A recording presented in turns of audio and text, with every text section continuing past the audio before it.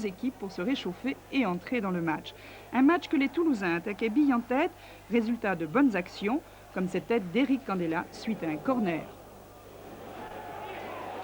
Les Sochaliens, peu dans le sujet, voyaient pourtant Lionel Prat tenter une bicyclette qui s'avère, elle, un peu trop croisée. Ce qui relançait le TFC et un Vaclav Nemetchek particulièrement étincelant sur le but, tir des 18 mètres de l'intérieur du pied. Le TFC, lancé sur le ballon, continuait ses attaques. Michael Serrault servait Olivier Piqueux, peu chanceux sur cette reprise de volée. Un Michael Serrault décidément combatif qui obtenait un coup franc qui n'inquiétait guère la défense sochalienne. Des Sochaliens brouillons qui obtenaient pourtant eux aussi un coup franc suite à une faute de Jackie Paillard, un tir repoussé par Roman Salon et une défense plus hermétique qu'à son habitude.